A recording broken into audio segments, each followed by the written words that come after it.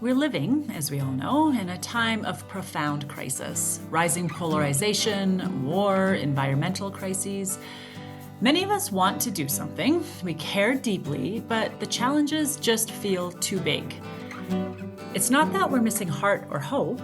It's not that we don't care. It's that we're looking for a vision of how ordinary people, like all of us, can respond to what's going on. And that's where Peace Heroes and these stories come in.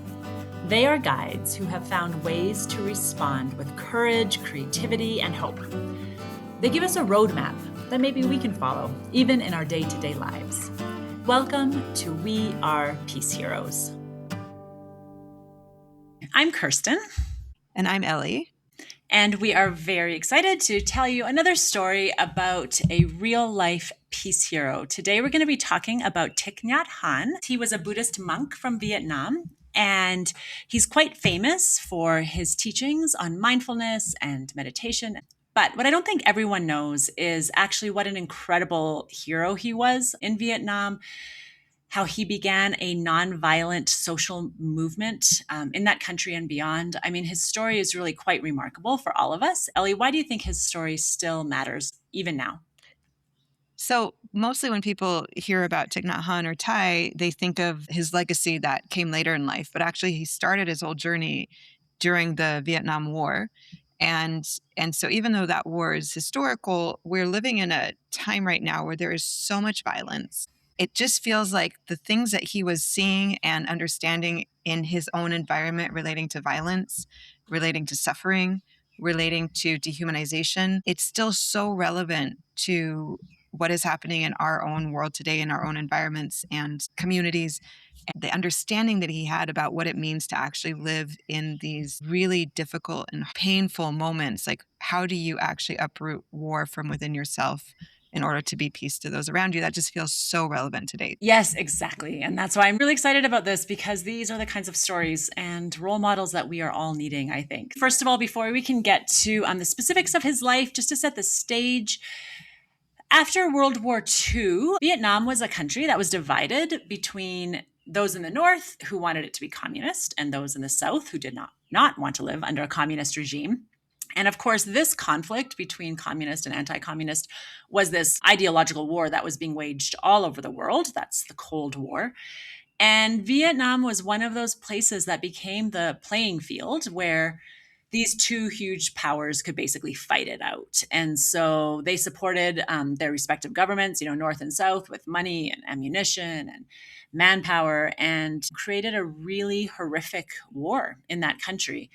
And of course, like with many wars, most of the people in Vietnam themselves, no matter which side of the country they were living in, really only wanted to live in peace. But of course, it's those civilians who end up suffering the most during war. And in Vietnam, the suffering was horrible. The bombs and landmines and toxic herbicide that just destroyed that country. Over 4 million people died and millions more were homeless. So that's the setting that we're starting this story in. Ellie, now can you tell us a bit about Thich Nhat Hanh? Yeah, thank you for providing the background, Kirsten. It's always so important for understanding why this person's life, like in any story that we tell, the background helps us situate their choices in a very real hardship and challenge. So Thich Nhat Hanh was born long before the Cold War. He was born in 1926 to a Buddhist family in Vietnam. And he already knew from a very young age that he wanted to be a monk. Like he had an experience he talked about later in years when he was a child, where he saw a picture of a smiling Buddha, and he was just so drawn to that image of peace. And he thought, I want this for myself. I want this for the world around me. Just that really deep internal peace. And he went to fulfill that dream when he was 16 years old. He entered a monastery, and he had been there for some time when the Vietnam War broke out, or the American War, as the people in Vietnam call it. And it was at that time that Thai and his fellow monks had to make a choice. This horrible suffering was going on all around them, and they had to decide if they were going to stay in the monastery and continue to live a life of mindfulness and meditation, or if they were going to step into the violence that was basically tearing their country apart and do something about it. So, I mean, up until that time, monks usually remained isolated. It wasn't normal for them to step out, but Thai decided that it was actually their duty as Buddhist monks to step into the misery and help alleviate the people's suffering all around him. And he named it engaged Buddhism. And the essence of engaged Buddhism was learning to pay attention to the suffering around them and take responsibility in very practical ways for the people around them who were suffering and how they could help. So, this was the beginning of the Buddhist peace movement in Vietnam. It came from Thai making that decision that we are not just going to sit here in peace and meditation, but we're going to take that out into the world around us and see how we can help. So, Kristen, once he made that decision, what happened after?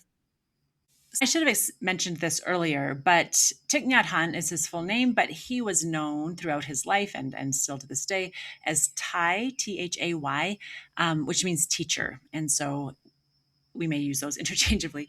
Um, he wrote about this exact moment. He said it this way: when the warplanes came and dropped bombs around us, we heard the sounds of our people crying out in pain and anguish.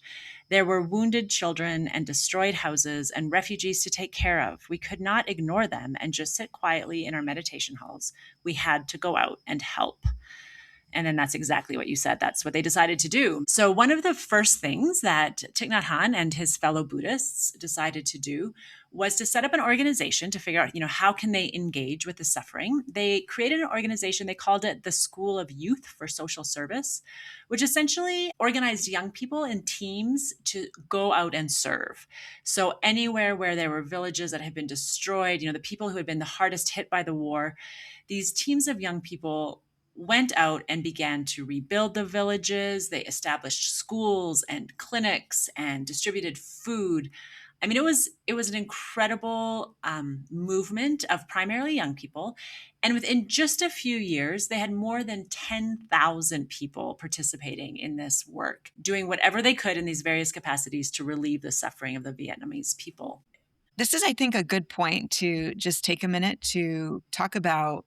Oftentimes, when people talk about Thich Nhat Hanh or the mindfulness that people have learned from him and this ability to pay attention, I think what is often lost in these conversations, especially in the West, is how from the very beginning for Thai, the whole idea of learning to pay attention was always for the sake of others.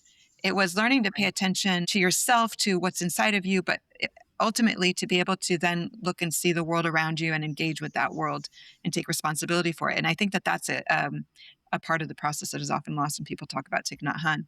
And he was paying attention to the suffering of his people, and he was then finding ways to come stand alongside them and support them by trying to be that peace, just to stand in solidarity with people who were suffering and not just see them from a distance. And he was a prolific writer. And he also wrote a lot of poetry, which oftentimes is the language that people use when it's really hard to express hard things. And there's one poem that we want to share with you because both of us just love this poem so much because I think it illustrates so much of Thai's heart. But it's a poem that he wrote after he had gone to visit a village that had been devastated by a flood. And the death and the suffering that he saw there was almost too much to bear. It was so hard. And he wrote a poem after that that kind of encompasses what he was feeling, but also what he felt his role was. And I want to read it to you. He wrote, I have come to be with you, to weep with you, for our ravaged land and broken lives. We are left with only grief and pain. But take my hands and hold them. Hold them. I want to say only simple words. Have courage. We must have courage, if only for the children, if only for tomorrow. Thank you, Ellie. Thank you. Thank you. So Thai and all these other nuns and monks and young people are doing so much to stand alongside and try to relieve the very practical suffering of the people around them.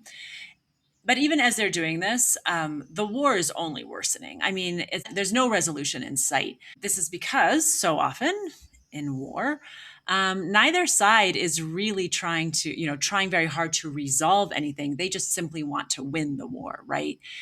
But what Thich Nhat Hanh understood at that time is even if one side would win, the war would not be over because Thai understood the deeper truth about all of us, about human nature, that War is really only defeated when each of us faces the violence within ourselves and transforms it there. This idea that we can end specific conflicts, but they are all coming out of our own violent and hateful hearts. Let me just read his words because this is how he expressed that. This is a quote. We may think of peace as the absence of war, that if the great powers would reduce their weapons and arsenals, we could have peace. But if we look deeply into the weapons, we will see our own minds, our own prejudices, fears, and ignorance. Even if we transport the bombs to the moon, the roots of war and the roots of the bombs are still here in our hearts and minds. And sooner or later, we will make new bombs. To work for peace is to uproot war from ourselves and from the hearts of men and women. End quote. So of course this is one of the core messages of his life and his teaching. This idea that any good work towards peace has to begin inside of ourselves, which is why, of course, he insisted upon time of reflection and silence and meditation and paying attention, because we have to face the ugliness, I mean, also the beauty, but the ugliness that is inside our own hearts if we will ever be able to affect actual change in the world. And so this is why from the very beginning, Ty decided that he and his fellow activists, they weren't going to take sides. It's not a political agenda. He wasn't, you know, fighting the war for the South or for the North or whatever it was. He wasn't taking sides. He was simply trying to help those who were suffering, regardless of what side of the political divide they happened to fall on. That was his biggest concern. And for him, like, what matters the most all the time is that we are all human beings, and that's enough. That is enough for us to stand alongside those who are suffering. But as we can imagine, as we know, like, not taking sides during a war can be a really dangerous stand, because the different warring parties will see you as a traitor if you're not on their side. Even if you're not taking the other side, if you're not on their side, you're a traitor. And so both the North and the South ended up labeling Thai as a traitor. So even while Thai and his followers are working to bring peace to Vietnam, their lives are constantly at risk. And many of them died while they were actually serving their people. And Thai also ends up paying the price for his not taking sides. He actually ends up being exiled from Vietnam in 1966 because he's seen as a traitor. And he had no idea that it would be over 40 years before he actually returned to Vietnam. What's interesting, though, is how the authorities that kicked him out really underestimated his commitment to his people. So, Kirsten, do you want to tell us about what he did after he was exiled from Yes, Vietnam? exactly. Yeah, they had no idea. They thought that they could be done with him, but he was so committed to his people, to his home, to peace and relieving suffering. So even though he was exiled, he did not stop. He continued to do everything he could to both support individual people and also try to bring an end to the war. He actually spent a lot of time traveling around the world and speaking to the powers that be, trying to bring an end to the war. It officially did end in 1975. The communist regime ended up gaining control over all of the country. But unfortunately, the suffering was not over at that point, because just as Ty had predicted, that quote I just read, there was not going to be any real peace in that country or anywhere until the people in power uprooted the violence in their own hearts. And so this new regime continued to terrorize the Vietnamese people in terrible ways, and maybe even worse and more cruel than during the war. I mean, it was really horrible. And so for many people in Vietnam, their only choice of survival was to flee. And the borders of Vietnam were closed. So the only way to secretly escape the horrible suffering and persecution was by sea. So this is why this group of refugees eventually became to be known as the boat people of Vietnam.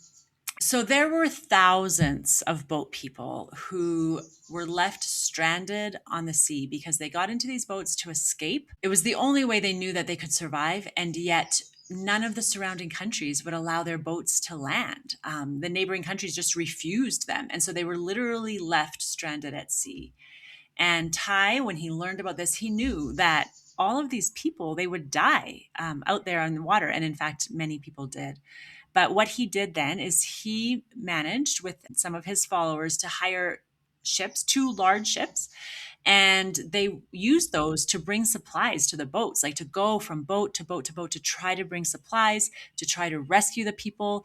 They ended up bringing many of them to Australia eventually, just trying to do anything he could to save the lives of all of these very vulnerable people left out on sea. And even though he worked so hard to encourage other countries to open their borders, to try to save people on the boats, even so, I think they estimate that thousands of Vietnamese refugees died there at sea. It was a horrible situation. Yeah, it was really horrible, and Ty actually would later say, and again I quote, he said, "The suffering we touched doing this kind of work was so deep that if we did not have a reservoir of spiritual strength, we would not have been able to continue." Mm. And I'm always so moved when I read that quote. And I don't want to gloss over this part of his story because I think it's so relevant. It's still happening today. And I think this is one of those conversations that's we need to be having. Like, there's so many refugees around the world today. Refugees never choose to be refugees. They never choose to have to flee their home and everything they've known and the people that they love. They usually flee because it's so unbearable and they don't have a choice and they're trying to stay alive. So many thousands, if not millions, of refugees around the world, people who are suffering in ways we can't even imagine. Ty calls us to pay attention to those people around us Mm. who have not chosen to be where they are. And how can we then step into that suffering and at least be present, if not actually try to help and alleviate the suffering? It's still in our backyard. Thank you for that, Ellie. That's a really, really important reminder. So, this next part of Ty's story in France and kind of what was going on with him in France, I feel like, Ellie, you need to tell this story because of your plans even in the coming weeks. Can you tell us a little bit about how your life is right now connecting with Thich Nhat Hanh's life in the 70s? Sure, but let me just tell a little bit of the story first before I connect it to myself. After he was exiled and after he'd been doing all this work, with the boat people, Ty was finally granted refuge in France. And it was from there that he continued to do his social activism. He continued to help the boat people, and even though France was his home base, he continued to travel extensively to try to get governments to intervene in what was happening in Vietnam.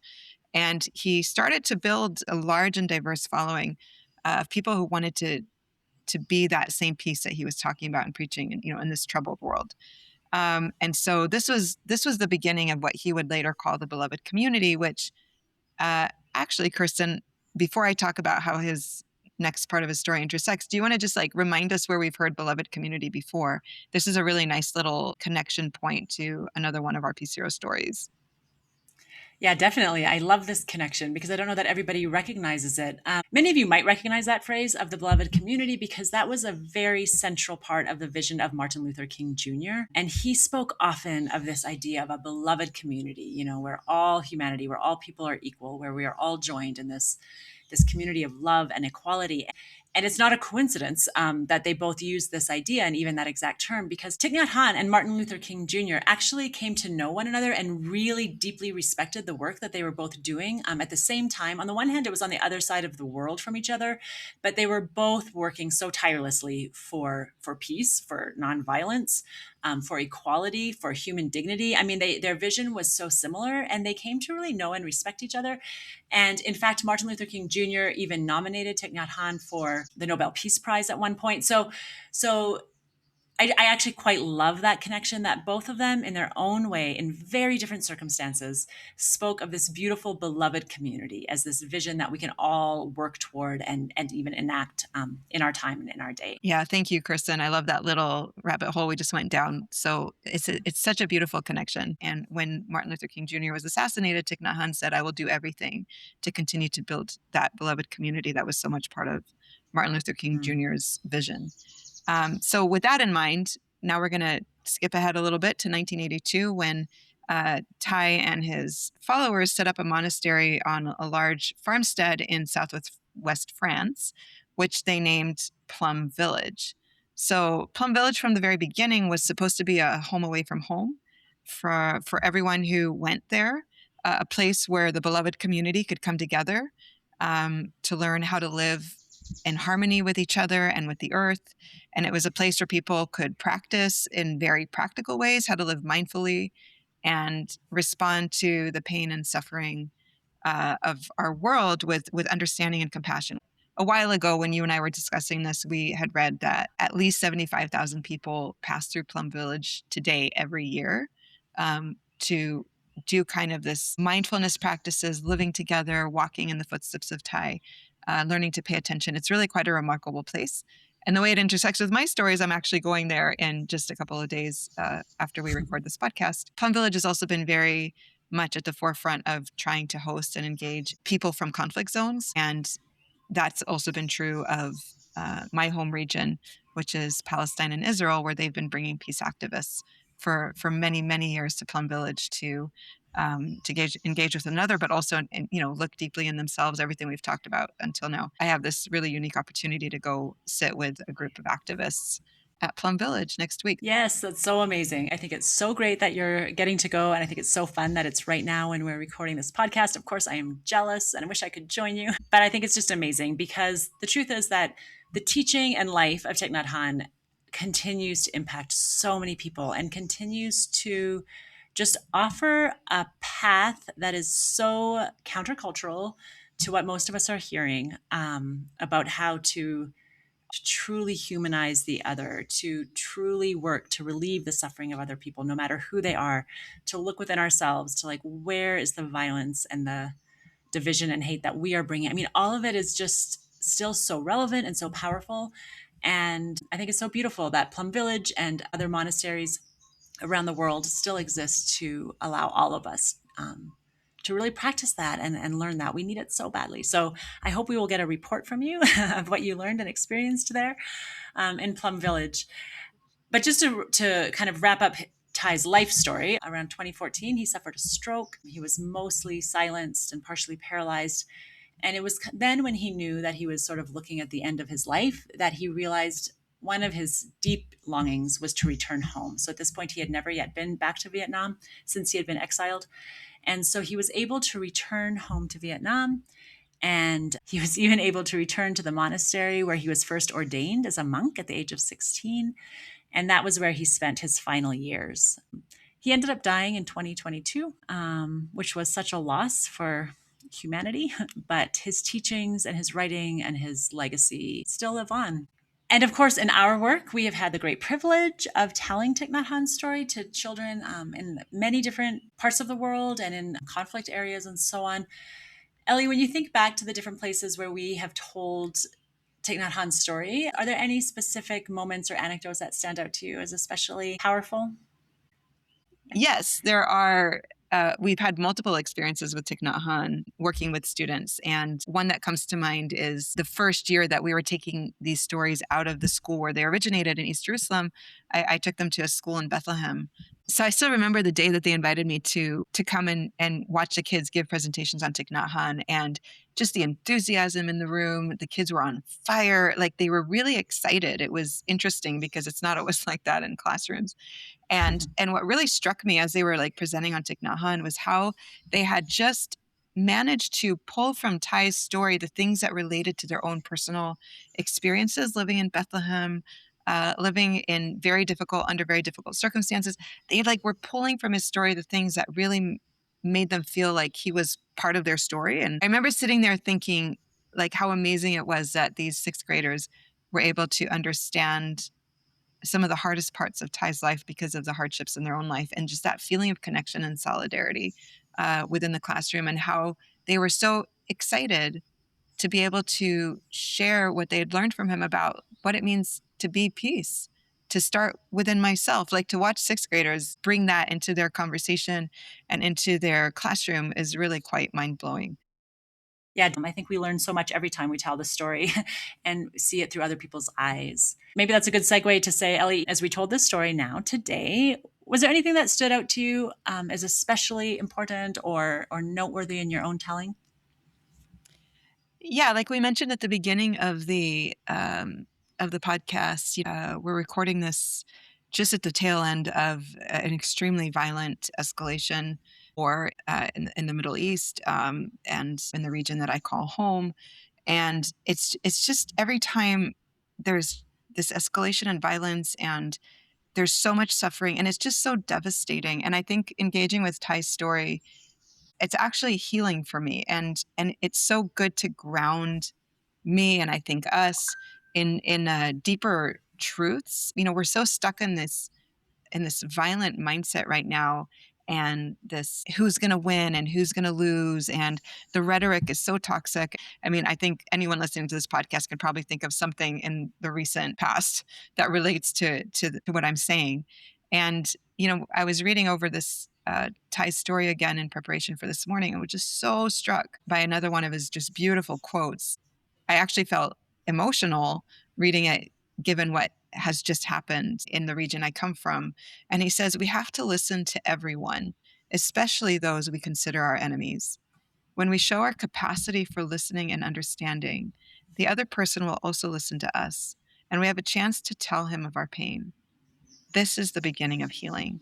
And I found that so poignant about what it means to actually engage with those who you believe are your enemies, and to actually see the world from inside their pain, as opposed to always just from inside your own pain, or my pain. Or I just thought, like, wow, if we could each take a minute to do that with someone we consider our enemy, um, the world would change. So that's what really stood out to me today in re-engaging with Ty's story. How about you, Kirsten? What really stood out to you this time? Thanks, Ellie. Thanks for what you shared. Well, actually, I'm going to flip the question just a little bit and say what stood out to me about something we didn't share, which Okay. is one thing we didn't mention, but I think is worth mentioning, is this idea and symbol of the lotus flower, which was really important to Thai and in his teaching. And it's something we often kind of use as a sort of a visual symbol to remember his teachings and his story when we're trying to pass on the story of his life.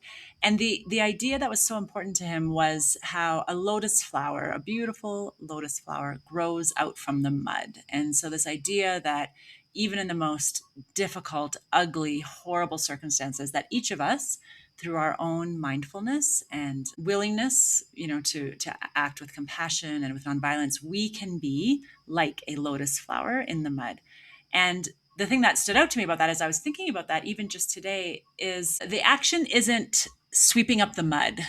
It's not. I mean, on the one hand, of course, we are always trying to bring an end to harm in the world, but the action is first, even within the mud, it's being the lotus flower ourselves. And I find that really encouraging, because I can be so overwhelmed by so much that is broken in the world and around me and on global and local levels.